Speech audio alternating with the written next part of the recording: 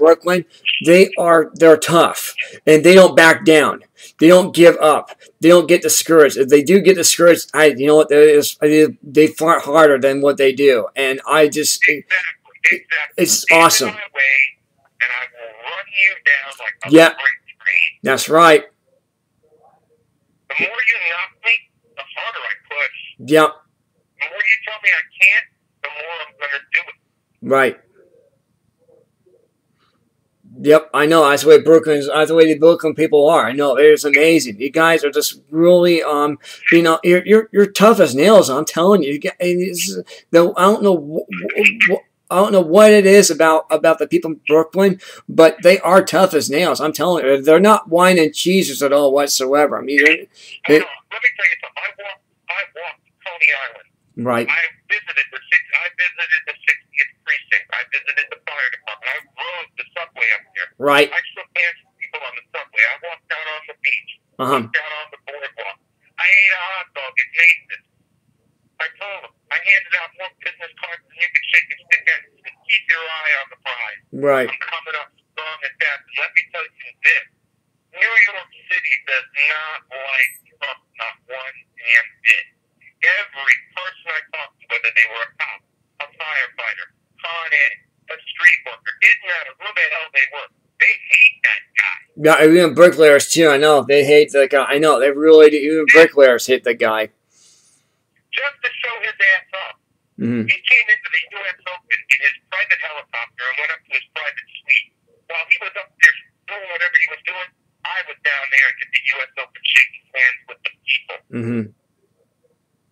Oh yeah, they got to know I was on my home turf, and that Trump doesn't own New York City, despite what he thinks. Right. Well, good for you. I'm glad. That's news for us. I did not know that. I did not know that he actually during the U.S. Open he actually flew his helicopter and actually landed in a suite. I did not know that. That's news to. Yeah, he was in his private suite. Didn't bother with anybody. Where the hell is the news at? How come that didn't get reported at all? I didn't even get headlines on this at all whatsoever. Oh, because he wanted to come in privately. He felt that this was his private time. Give me a break. Oh, jeez.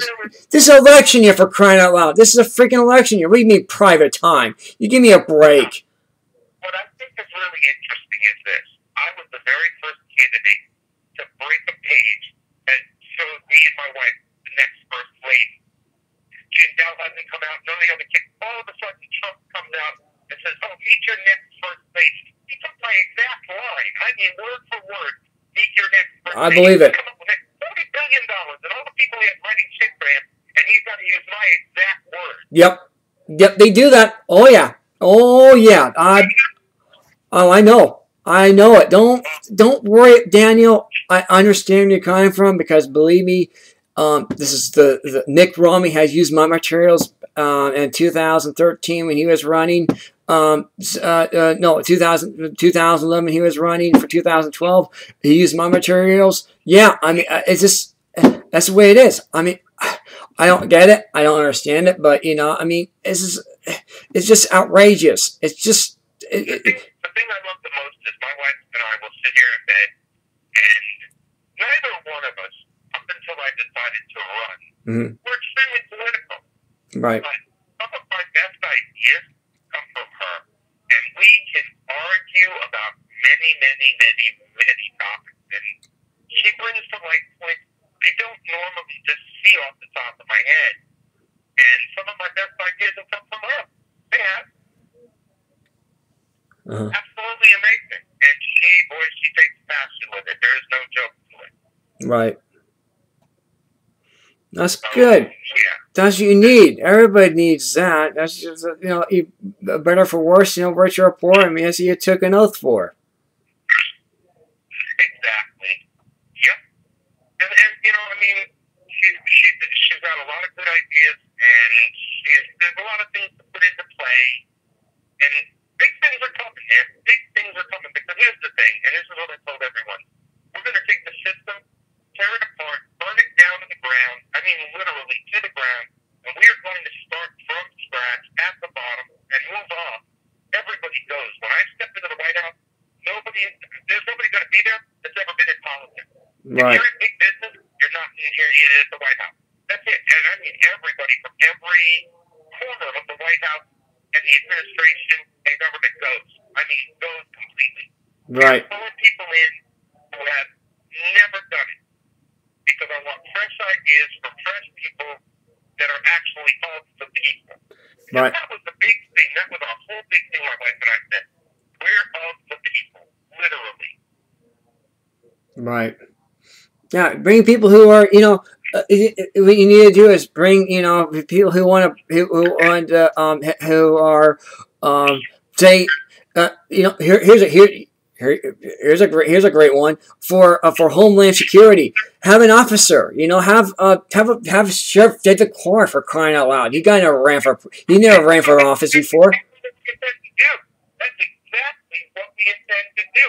Let me tell you this. I already have your next Attorney General. He's a good friend of mine, and he's about to graduate law school this year, and I've already given him a position, and he accepted. I said, are you sure you really want to go? Absolutely. He'll be fresh out of the gate out of law school. Who's gonna be more passionate than that? Right. He's not tied to anybody. He's not owned by anybody. Mm-hmm. He's not beholden to anybody. Right. Well, like I said, I mentioned Sheriff David Clark because the reason why is the guy's never been in office before, but he knows how to deal with the law, and he'd be a great Homeland Security. Absolutely, he would get rid of the NSA. He would get rid of the ATF. He would do that. Sheriff David Clark would be the good guy to have. I was just going to tell you, man, if you've got people that you think are worthy, do not hesitate to have them call me now. I'm going to tell you something that my wife and I discussed. I'm going to do something that no one, and I mean no one in the history of this country has ever done. Right. And now, too, are going to swear an oath of secrecy to me because this war tactics has never, ever been disclosed. My wife and I and my campaign manager are the only people on the planet that know what's about to happen. You have to tell me, I swear I will never tell anybody.